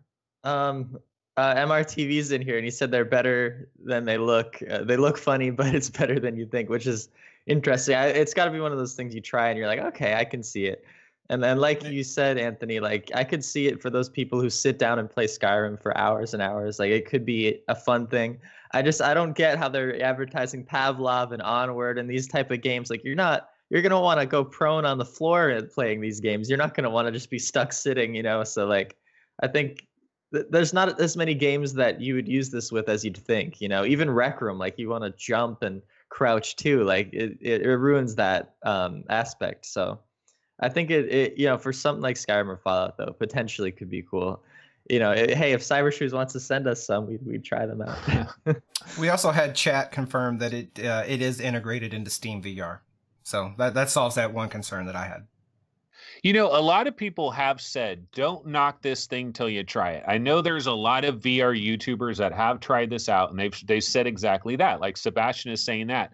My question for them, though, is, okay, so do you really see yourself using this for a specific game and doing it for hours and hours and hours? Or is it a situation where you're at like some trade show? Like I could be at a trade show, right? And they might have Cybershoes there, and I might get in a line and try it out. And I might say, yeah, it's pretty fun. It works pretty good. But am I really going to use it every day? No, I'm not. It's not, I mean, well, I don't think I would. I think this is something where I would be at a trade show, I would try it, and I'd be like, you know what? It works a lot better than you'd ever thought it would work, but I'm still not going to be using it, I don't think, right? I don't know. Sebastian, if you stay in chat, let us know what you'd actually use Cybershoes for. Like, would you use it on a day-to-day basis for a particular game, or is it more just kind of a novelty factor? That's my question, I guess. But let's go ahead and move on to our next topic of the day. And so this is an interesting one because I didn't actually see this. Like, this is news to me, but it's pretty big news. So apparently Oculus has said that there are no plans for any type of cross-buy between the Oculus Go and the Oculus Quest, and I think the Oculus Rift and the Oculus Quest as well. And this may be a bit of a stumbling block for some of the people out there that may have been on the fence on an Oculus Quest purchase, because a lot of people, we are kind of in this entitled age right now where a lot of people want everything to come to them in a beautiful way. And a lot of people feel like, hey, if I'm going to buy a game like Dead and Buried, I should get it on the Go, I should get it on the Rift, I should get it on the Quest. I shouldn't have to buy Beat Saber 3 different times. I shouldn't have to buy Space Pirate Trainer 3 different times. And I understand this, but at the same time, these people need to make money. They want to make money. So it's a bit of a, it's a hard to solve thing. But let me go ahead and send this over to Steve, because Steve, I believe you're the one that put this on here. You might have a little bit more information on this. No, I don't really have any more information. I don't think. The gist that I understand is Upload had a story, not all that dissimilar, where they were digging through some code and they found an item ID or a variable in the code that suggested that the two storefronts between Go and Quest may have some cross-buy. And then I think after they ran the story, Facebook commented and said, no, time out. And I'll read the quote directly. It basically said, Facebook quote said, Oculus Quest will have a different store and requirements than Oculus Go and Rift. As they are different devices with different inputs, there are no plans to implement cross-buying from Oculus Go to Oculus Quest at this time. And I think then Upload then retracted the story. Or edited the story, I shouldn't say retract. In either way, like I'm not so mad about Quest and Go having cross-buy overlap. There will be some titles like Kin. Like I don't need to buy Kin again on the Quest store if I have it on Go. Naturally, there are some games that'll be on Quest that won't be on Go because Go can't play them. And likewise, there may be some Go games that aren't on Quest because, they were coded with different chipsets and stuff like that in mind. So, I think it goes back, though, where this kind of rubs and gets my attention. It goes back to what I said earlier and going back to Zuck talking about the road to 1 billion or 1 trillion or whatever he said and showing the 3 different products. And it's kind of strongly hinting at a platform. This is the Oculus platform. When you think VR, we want you to think Oculus. And then they go out and create these 3 separate devices with 3 separate storefronts with 3 separate input devices. And it's like, it's not making sense. It's not vibing with me. And I think, if they want to be as ubiquitous as Apple, if they want to be, VR's equivalent of the iPhone, what's that saying? If it walks and talks and quacks like a duck, it must be a duck. Well, if you want to be like Apple, then you need to be like Apple. And guess what? If I buy a app on my iPhone and there's an iPad version, I get it. And, my family also gets it. There's family plans. So I think if they're wanting to be like Apple, then they need to put their money where their mouth is and be like Apple. This separatism when it benefits them and this togetherness when it benefits them is kind of bullshit. Yeah, Chris, what do you say? Like, actually, Chris, before you get into it, what was your expectations? Like, do you have, before you found out anything about any of this stuff, like maybe even when the Go came out, did you have expectations that there would be some kind of cross buy? Sony, I believe, it kind of kicked this off, right? They had they had games that you would get on PlayStation Vita and PlayStation 3. They would have like these cross buy things. They kind of started that off. Were you expecting that with the Oculus Go, or just what's your general opinion of this whole thing? I don't think I was expecting any cross buy with the Go and the Quest, because the Go seems like it was legacy Gear VR stuff, and those games, most of them don't port over. Like Steve said, though, there's games like Kin, which I don't think this should be like a blanket policy. There should be games like Kin that you can buy on the Go and it works on the Quest. But either way, majority of the time, like, they're very different games, and games on Go wouldn't really make sense on Quest. Whereas, games on Rift, you would think, okay, if I buy a game on the Rift, I should have it on my Quest because they have basically the same controllers. It can be the same game at least. So I don't think this story is ever saying that that's not possible. I think that's still up to the developers if they want like an Oculus Quest and Oculus Rift like cross-buy thing. That's like a developer choice that can be made. I think it looked like to me that this story is just saying that the difference between Go and Quest is so big and so different that it doesn't make sense to incorporate cross-buy between those, which makes sense in most games. Like 99% of games that make sense. Games like Kin or Blaze Rush, those are games that you're like, okay, well, maybe those could have been cross-play. I think they should still have the option for that to developers. The fact that they don't might just be time and resources, because there's a lot of little features you'd have to add to do that. But I'm not that upset by this. I think it's fine. I feel like I bought a game on Go and I got it on Rift once. I think it was like a spaceship game, right? Well, some developers could give you, like, if you were, I think Catan, and it's a game I'd never played, but like if you bought it on one and you sent them an email or whatever, they would go ahead and give you a code for the other. So there are some cases of that, but it seems like it's legwork for the developer. Yeah, it should just be like, they should have the tools for any developer to do whatever they want. They shouldn't be like, it's impossible. Like, if there's different requirements, okay, like a developer meets the requirements of Quest on the Quest version, of the Go on the Go version, etc. Like, let them choose, So I guess hopefully that's a feature that comes in the future. It just seems like right now maybe they just have limited time and resources, or they're being stupid. Let's hope not. Yeah, like we got a few people in chat that are saying, well, the chipsets are different. Like in an iPhone and an iPad, the chipsets are different, and yeah, that's true. But like, we didn't make Oculus use different chipsets. Like the controller input on a Quest and a Rift are the same, like essentially the same. Like I don't think that these are coded so dramatically different that this is the policy that they have to be entirely and 100% segmented stores with zero overlap.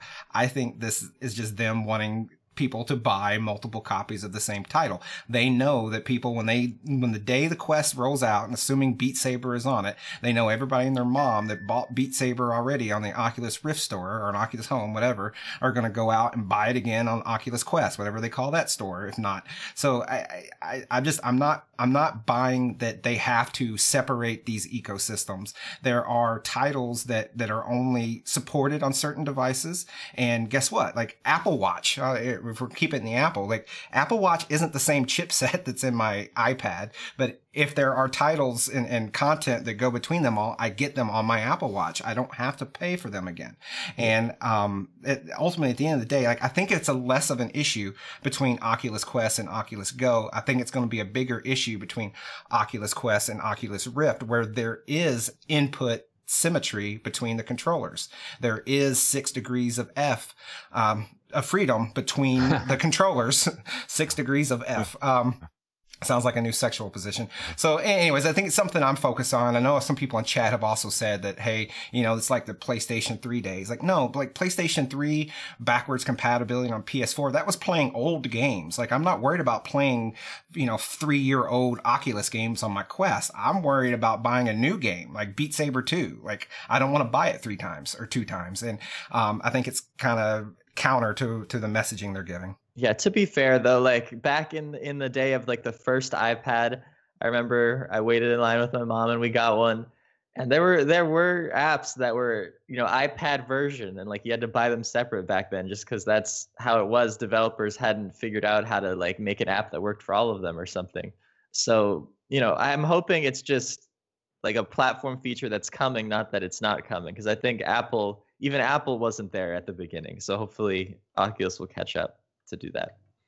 Yeah, I mean, my theory on all of this, well, going back to like the Oculus Rift subreddit, there's people on the Oculus Rift subreddit. Not only did they believe that we would get cross-buy with this stuff, but they also thought it would be retroactive. Like they already bought Beat Saber. So there's literally people out there. This is crazy to me, but there were literally people out there that believe, oh, I'm going to buy a Quest and I'll just be downloading Beat Saber. I'll be downloading all these game, Robo Recall or whatever. I already paid for it. So of course it's coming over. Of course it is.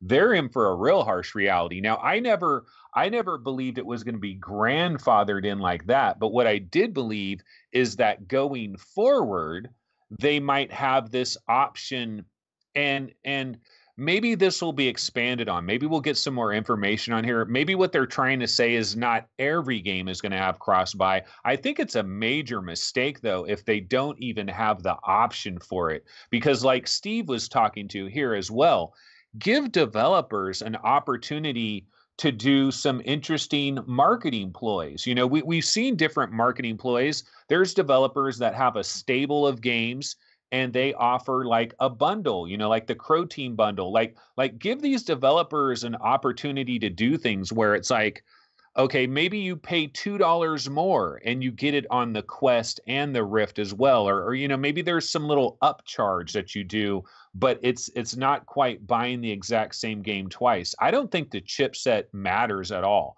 It's what you're talking to, Steve. People don't want to have to buy the same game 20 different times like we did on all the old Nintendo platforms, and we're still doing to this very day. Like Nintendo seems to be allergic to this whole thing because they just know people are going to buy it over and over again, and they just like that money. And it could be Oculus could be in the same kind of boat too. It's like where they're starting a brand new platform, and in the beginning, it's going to be a lot of early adopters, and they know these early adopters, they're going to cough up the money anyway. But when this thing goes mainstream, we got to have more mainstream consumer-friendly plans that are available where it would be cross-buy. Otherwise, you're just going to piss people off, and they're going to be like, I'm tired of buying 5 different versions of the same game. And so I see all sides of the argument here. And hopefully this won't be like an ironclad verboten kind of a thing. That would really suck. Okay, so let's go to our next story. This is a quick one here. Respawn Entertainment. Okay, so we knew Oculus and Facebook, they revealed a long time ago that they are working with Respawn Entertainment for a major VR game that is going to be coming in the future. And the reason this is in the news is because Apex Legends recently launched by Respawn. It's their free kind of Fortnite competitor, if you will. And a lot of people started tweeting at them and said, hey, what about Titanfall? Is there no more Titanfall? Is this the end of Titanfall? And then I believe Respawn responded back and said, no, we've got plenty more Titanfall stuff coming, even something later this year. And then I think somebody tweeted at them, oh, yeah, that's the VR game. And then the CEO, Vince Zampella of Respawn, was like, no, it is not the VR game. He shouted it real loud.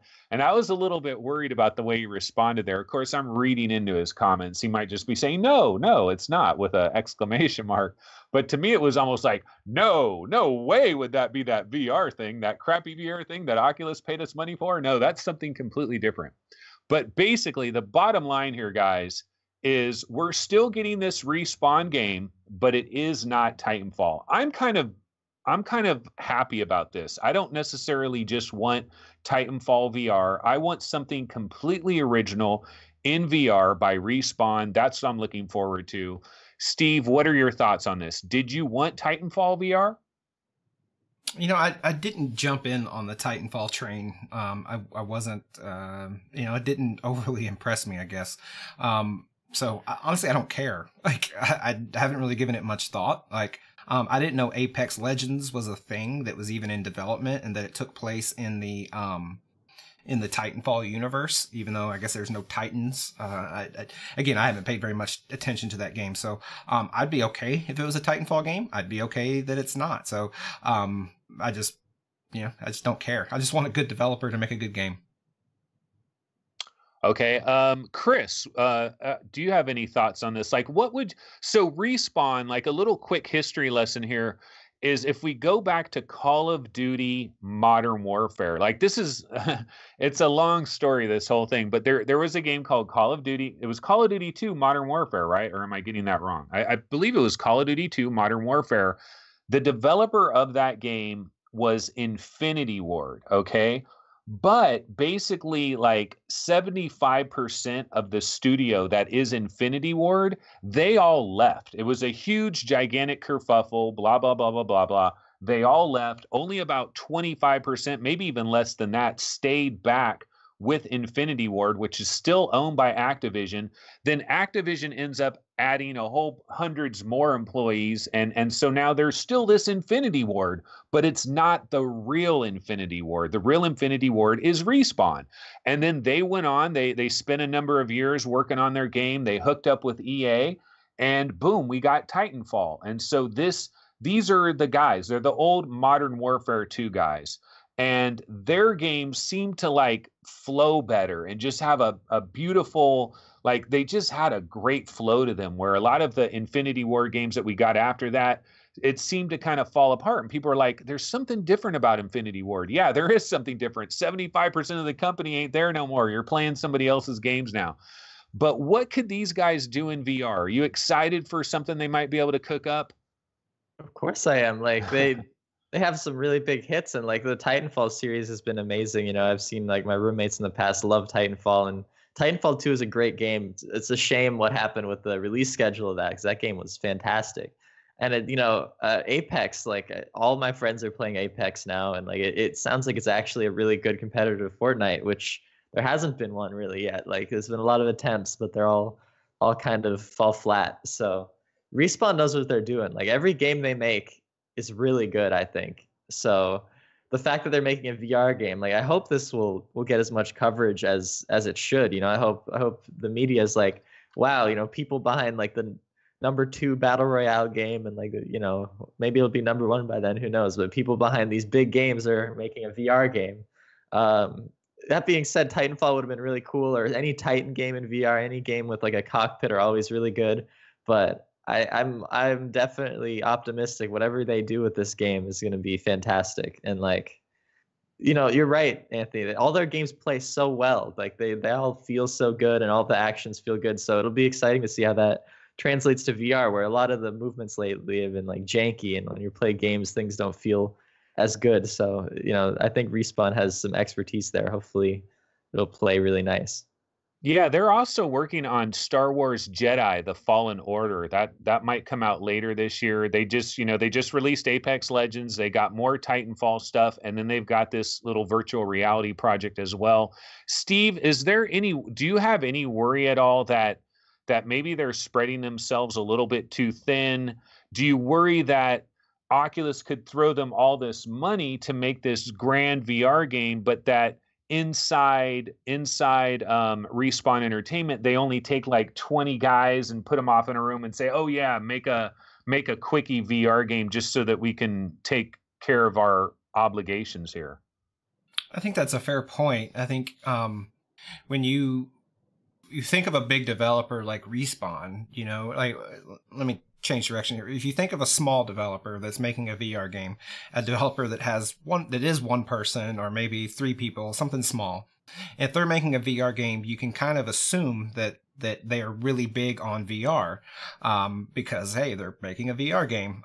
When you have a developer with hundreds of employees, you can't assume that all 100 plus employees are big on VR. Like inside the office, there may be some, some roll eyes. Oh, this VR is a gimmick. I can't believe I was assigned to this project. Sort of mentality to it. So yeah, like I do kind of think that a little bit. Hopefully, you know, everyone working on it is excited, to be a part of VR and to do something new and fresh and different. But, maybe that's not the case. Maybe they're taking a little bit of cash and they're going to churn out something generic. I'd say the odds of that are unlikely, though. I think they'll want to put something good out there, and I think they will. I look forward to what they do, because I think it's going to be a polished piece of software that most people will enjoy. Yeah, hopefully we'll actually get some kind of trailer or something. I mean, I don't expect it in 2020. Oculus has these 4 big games now for 2019. And so I think those are the 4 big ones. We might get a couple minor, smaller games, but I think we're looking at 2020 on this one probably. Okay, so that's all of our news stories. Now, I could go over to Steve right now just to get a quick Pimax update. Just give us the latest on what's going on with your Pimax situation. Not a lot. As I mentioned last week, I didn't expect any action to happen on my support ticket because of the Chinese holiday. And guess what? No action is taking at all on the ticket. However, before we recorded last week, I had sort of disconnected the Pimax and kind of put it away and went back to the Odyssey and toilet paper roll vision and all that. Then, about 3 days ago, I was like, let me try the Pimax again. And what I decided to do is I decided to go, I set it on my desk, turned the game on, and I decided to kind of go down the cable and bending it and flexing it and trying to find a weak spot. And I think I found a weak spot. So I bound it in Velcro strap, I put it in a nice coil and taped it to my computer case in such a way that that part of the cable would never move. And ever since doing that, I've only had the screen shut down one time. So I'm very happy that I think that sort of confirms that I have a cable problem and that it's not something inside the headset and I'm going to have to get a whole new headset. And then also in the interim, Kevin Henderson, I believe is his last name, the recently hired Pimax USA head that is in charge of US operations and setting up their support center. He emailed me and said, hey, send me your address. I'm going to send you my cable. And I told him he didn't have to do that. And, he didn't clarify. Maybe he has a 5K and an 8K and he's not really being put out by it. But he's like, I'll get a cable here shortly when all the stuff arrives from China for us to set up our support center. So he's supposedly going to drop it in the mail here maybe tomorrow or so. So hopefully I'll be able to test out the cable. But at least he did reach out and, they're trying to make it right. And I believe they will. I still stand behind all of my previous comments on the Pimax. Going back to the Odyssey and then now back to the Pimax, it's my best headset. Like it's really night and day how much more I prefer this headset. And yes, it's LCD stripe and it's not OLED and the colors are not there yet. But I just strongly prefer it. Like I feel like once you go Pimax or there are other people will make a sort of equivalent. It's very hard to come back to, the other headsets. And I know it's not anything new that anybody hasn't heard, before when someone talks about using a Pimax, but, I'm just reaffirming that sort of, that stance because it really is that way for me. And push the button says, can't you buy a new cable? Not yet. I'm assuming at some point when they get the support center set up, that they'll have an accessories page on their website where you can buy new cables and stuff. But right now you cannot order a new cable from them. You get it through support if you have a broken cable, which sucks. And it goes back to the whole proprietary thing on cables. If it's DisplayPort and USB on the one end, and if it was DisplayPort and USB on the other end, then this wouldn't be an issue, but it's not. It's proprietary on the end that connects to the headset, and many other headsets have the same issue. So, it's just a bit of a bummer. All right. Well, good update there. And it pays to do this show every Sunday, doesn't it? Sometimes it pays. Okay. Chris, PlayStation VR, baby. So we were going to get into this last week and we ended up running out of time. And we're kind of running out of time this week too. This always happens, man. We always think it's going to be a much shorter show and then we take forever on every topic. But why don't you give us kind of a quick rundown of getting your hands on PlayStation VR, checking out Astro Bot. I'm sure you probably checked out a few other games as well. Like, what are your opinions on, like, is PlayStation VR this major downgrade, or is it just kind of a different animal altogether? I guess it's kind of a different animal in a lot of ways. Like, Well, let me backtrack a little bit. My girlfriend got a PSVR for Christmas, and we're using her PS4 regular. And honestly, like playing Astro Bot, that's the only game I've played so far. I haven't had that much time to mess with the PSVR yet, but I was impressed because I remember trying PSVR way back at like a Best Buy when it was first announced or first coming out. I don't even think it was on sale yet at that time. And I was impressed back then, but I don't even I couldn't get that comparison in my head because I had to drive like 4 hours to find a Best Buy that had a PSVR at that time. So I know you guys talk about it all the time on the show, but it's true. It's not that bad at all. Like it's a pretty good headset. In fact, it's definitely the most comfortable headset. And my girlfriend has glasses, so do some of my friends. Like they can actually fit their glasses like zero problem in that. That's probably the only headset that I can say is that easy to get in and out of, which is good as well. And that RGB stripe does wonders. That screen isn't bad. Like even it feels as similar to the Rift as like than I thought. Like it almost seems like it's the same resolution as the Rift, even though it's only 1080p, which was also another thing that I was happy to see. So that RGB sub-pixel arrangement really helps as well. So we don't have the PS Move controllers yet. I have some in my house in Maine, so we might have to drive down and get the PS Move controller so we can play Beat Saber and play some games like that. But I know I'm gonna start getting into Moss here soon too as well, because I actually haven't played Moss, I don't think. So it'll be good to start playing those games where you're seated and you have the track controller. It's such a neat feature that I wish, Oculus or Valve or Vive or anything had. Like Astrobot is really a really good game. It's really fun to go back and forth, my girlfriend and I playing that game. I think Gary said he's done that too. So, I mean, I can see why Astrobot's the game of the year. I know I voted a game of the year because like I saw gameplay of it and it looked fantastic, but it really does play fantastic. So I guess it's good to know that, people who have PSVR, they're not getting some really crappy VR experience. They're really getting something almost as good as Rift. I mean, if you just think of better tracking on your PSVR and you think of like 10% better looking screen or something, you'll probably get a Rift basically. So, it's easy to compare, I think. So those are just kind of first impressions on the PSVR.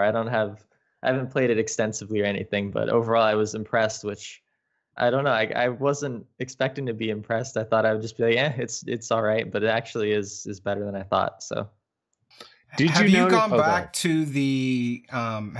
to your Rift since using your PlayStation VR and getting a feel for the difference in the aspherical lenses versus the Fresnel lenses? Like every time I go back to the Rift, that's when I really feel the lenses the most. Like when you're only using the Rift, you sort of acclimatize to it and get used to it. And before you answer, I want to say thanks to oh crap, your name went away.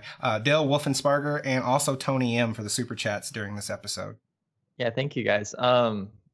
You're right. The lenses, I almost forgot about the lenses. Like that's probably one of the biggest things because the Rift lenses do suck a lot. Going back in there, I was like, wow, this reminds me of DevKit 2 days because the DevKit 2 was a 1080p OLED and it also had like those really nice lenses that had no God rays or anything. So just playing Astrobot and like seeing the pure blacks and like there'd be white dots, but there wouldn't be giant rings going off into the distance. So that's, super cool. I think it's a good trade-off. Like I think more PC VR headsets should have made this trade-off. There should have been some headset on the market today that still has those type of lenses, even if they're more expensive and way more, because they look a lot better. I don't remember. I don't think the sweet spot was as big. Like it's a pretty tiny sweet spot. On the PSVR, but you can get it there. I got it there, and it was fun. Well, you're a veteran, but there's your average person that doesn't know. You really do have to kind of. It's like just little millimeters of movement. Maybe sometimes a tiny bit left or right or up or down, and then boom, you got it dialed in. But your average person might not know to do that. But I'm sure you would know to do that. Yeah, that's true. Because like I had some friends try it, and they're like, it's blurry, and I'm like, it's. Barely touch it. It might fix it. But yeah, overall, I'm happy. We'll get the PS Move controllers up here at some point. I bought those way back when I was using. I think I was using like DevKit 2. No, I was using consumer or the Rift before touch controllers came out. I was using PS Move controllers to emulate Vive ones back then. So I already have those, so we'll have to go get those. But yeah, it's impressive. So, if you have a PS4 and even if you have a Rift, I think there's probably some good exclusives over there that are worth getting. Even on a stock-based PS4, I was impressed. And I'm sure on Pro it would look that much better. Yeah, absolutely. So if you haven't, I think you mentioned doing Astro Bot. So yeah, that's a given. But do Wipeout. Have you done Wipeout? I haven't done Wipeout yet. God, do Wipeout. And then do Static. Someone brought that up in chat. Static is, you don't need to move controllers for that. Like there's nothing else like Static on any storefront. Like Static is unique and stands on its own. Cool. And there's a demo for it too, I think. So I'll play both of those and then report back in a week or two.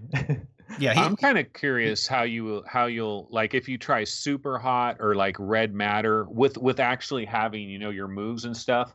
Because like for me, it's amazing. I feel like when I play Red Matter on PlayStation, well, I do have a Pro too that does help part of it, but I feel like it's like 85% of the Rift experience, which I think is incredible. Like I think that's amazing that it would be like 85% of that experience. That's amazing. But yeah, so we do have one major game to get into this week. We're running a little bit long, but let's just go ahead and talk about Angry Birds real quick before we bounce out of here. So Angry Birds VR, Isle of Pigs, this kind of came out of nowhere. Now, we heard about Angry Birds on Magic Leap. We knew they had a Magic Leap thing. We also had heard a number of months ago about some kind of Angry Birds VR thing that was going to be coming to arcades. But this kind of came out of the blue. All of a sudden, bam, one day, Angry Birds VR, Isle of Pigs, it is out. It is available. It's out there now. It's $15. The developer is Resolution Games. There isn't a PlayStation VR version yet, but apparently they are going to be working on that soon. You can get it on Angry Birds VR is on Oculus Rift and HTC Vive. I'm guessing Windows Mixed Reality. It works fine as well. Steve, why don't we go to you first? What were your thoughts on Angry Birds VR? It's Angry Birds in VR. Like that's it. Like everyone knows what Angry Birds is. It's like in my mind, it's like the very first real like smartphone mobile game. Like it's one of the first ones that I ever remember playing. It's one that didn't really need to be taught. It was self-explanatory. You learned it in 4 seconds. And ironically, so my son, he plays basketball. And when I take him to practice or a game, my daughter will come with me a lot. And when she does, she doesn't care about the game. She just sits and plays on an iPad. And last Saturday, I think we were at a game, and I look over and she's playing Angry Birds on her iPad. And I'm like, oh, I remember them, they did the AR thing. I wonder, what it'd be like in VR. And I kid you not, like 3 days later we had it in VR, and I didn't know it was coming. So I think it's a good game. It's polished. It's fun. It's simple. It's straightforward. There's not really anything bad to say, at a sort of a high level. Like, the price might be a little high. I think you can run through the content, if you're an adult or an older teenager that isn't too challenged by the levels. You could probably run through all the content in maybe an hour and a half. But other than that, like it's good. Like I recommend it. Things that I would like to see, and I've heard rumors, I haven't researched myself, but I've heard that they're looking into creating more levels, and that they're going to look into sort of upping the difficulty a little bit. Like I didn't struggle completing the levels at all in this game, and I played through the first 2 worlds. I did struggle in some cases of getting the full 3 stars, which you really do that by being more destructive or, only using 1 bird instead of the 3 they give you. And then they also, one of the things that I saw, I think might make it a little easy, is that when you're holding the slingshot and you go to pull back, it shows you the trajectory of the bird. Like it takes sort of aiming out of it. Like if you could imagine sort of a laser pistol or something that shows you exactly where your bullet was going to hit with 0 bullet physics, 0 loss of trajectory or anything. Like it just kind of, it's sort of like the easy button. So I think if they took that or had an option, maybe there is an option and I missed it, but if they took that away, it could add to some of the, add some difficulty to it. But other than that, yeah, it's a good game. It is is what you expect it to be, and it's not bad. My kids, they loved it, and I played it at face value. Like, so when you're in the game, you start and you're looking at the level, what you got to destroy. And then I think on the second or third level, they introduce teleport, where you could get like 2 or 3, sometimes 4 vantage points on a level. And when I got to those levels, I would go to a vantage point and I would stay and I would play from that vantage point. When my son played it, I come check up on him like 20 minutes after he starts playing, and he's walked across my room scale space and he's like kneeling down on his knees, and he's got a completely different vantage point between the 2 teleport nodes. So he's like creating his own vantage points to get through these levels. So I don't know if they intended that and they just didn't sort of lock you to these teleport nodes, but you can actually go anywhere within your room scale space. And I think in probably some cases you can walk all the way up on the level and shoot at point blank range. So I don't know if that was intentional or not, but my son, the freedom thought of a child or whatever, not really playing by the rules, like discovered that. Whereas me, I'm like, oh no, these are my teleport nodes. I'm not going to go outside of these teleport nodes that the developer gave me. And it never occurred to my mind to even do that. So either that's a tip or a game breaking thing. I personally haven't played it doing that, but kind of keep that in mind, that you can leave the teleport nodes within the confines of your room scale space. Cool. Yeah, that's a pro tip. So we just got a pro tip on that one, because I was playing it just yesterday, and sometimes, yeah, you'll have these 2 teleports, and it's like, why isn't there a teleport right in between? Never even occurred to me. Like, it's crazy how kids think of things like that. Chris, what about you? You got in there. I'm sure you've got a lot of experience with Angry Birds on a lot of different things. What was your thoughts? Yeah, like Steve said, it's literally just Angry Birds in VR, but that's not a bad thing. Angry Birds is a fun little mobile game, and I haven't played it in years. Like, that used to be big, and they made a bunch of sequels. There's like Angry Birds 2 once. I was like, whoa, Angry Birds are back in the news again. But it's really good, and what impressed me the most about it is the physics system is good. There's no jank. There's a lot of VR games where it's like the physics bug out all the time. Like, these physics felt rock solid, which is something good. Like, I wish I could figure out how they got this good physics, because in our snowball game, stuff's flying all over the place. I don't know how they do it, but it's fun, and yeah, I think it could be a little steep if it ever went on sale for $10. Like, I might like that a little bit more, but this is something, it's a good demo game. You can get anybody in this and be like, hey, it's Angry Birds, and be like, oh, I know exactly what to do. I don't even need a tutorial or anything. I know what I'm doing, because everyone's played Angry Birds at some point. So it was really well done. The graphics are good. The levels are fun. I've been getting stuck a few times. I think I'm just, I don't know. I don't know. I need to teleport more. Like, I think teleporting is a big aspect to this. And also that pro tip could help a lot as well. Because always times that I see a TNT, I'm like, I can't really get to it. But if I teleported more, I could probably reach more things. But yeah, it's really fun. It's just a well executed VR game. There's not that many mini games like this that are executed well like this. Usually they're very indie and like not polished. This is just a very polished, well done game. So I recommend it. I think it's fun. Yeah, well, so I had an interesting experience with this game, because I played it.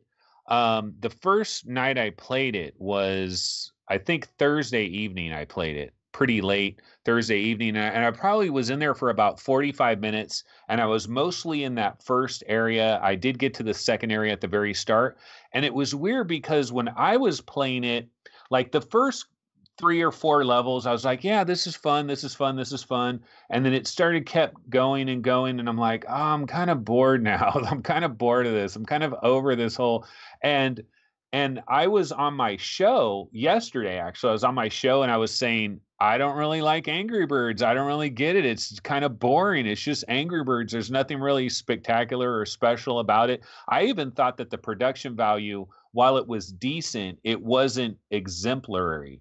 Like, I think of Tumble VR by Supermassive Games. Like, any little thing that happens in that game, there's little jingles and little sound effects and little things, and the production value is so good. And when I thought about Angry Birds VR, I was thinking, oh, it's going to be very much like that. Every little thing is going to have a little jingle, and it's just going to be perfect and flawless. And it's good production value, but I didn't think it was like crazy good. And then yesterday, I decided to go back into the game. I did a little Let's Play, and I had a lot of fun. I don't know if maybe because I'm doing a Let's Play, and so it like becomes a different thing for me, and it became fun, but it's weird. I had a lot of fun the second time. Maybe because I've opened up levels, and so I was just going back into levels, seeing if I could get 2 stars, 3 stars, and stuff like that. And I had a lot of fun the second time. So yeah, it's a solid game. What I would say to somebody is, unless you're like a real Angry Birds fanatic, I don't know that you need to run out, grab this thing immediately. But a nice Steam sale. Of course, we do have people with younger children, and sometimes you want a good game that you can put your younger kids in, and this definitely would qualify for that. So that is Angry Birds VR Isle of Pigs. Okay, guys. Well, we are practically past the 2-hour mark about now, as we're going to go ahead and cut this show off at this point. Yeah. Okay, so yeah, that's going to go ahead and do it, guys, for episode 112 of our show. One thing I'll ask, well, first of all, thanks to the super chatters. I actually do not have this up on here where I'm seeing the super chatters, but thanks to the super chatters today. Thanks for everybody that joined us in chat. We definitely appreciate it. And go ahead, leave a comment for the show after the fact. That's really good. Like the show, subscribe to our channel, of course. And if you are on our audio only podcast, we definitely can use some reviews over there on iTunes or any of the other podcasting services where you can leave reviews. It really helps us out in a major way from a standpoint of discoverability, people finding our show for the first time. But yeah, that's going to do it for this episode of VR Roundtable, and we'll be back next week, and probably Gary will be back joining us. So look for us then. We'll see you guys then. Take it easy. Bye-bye. Bye.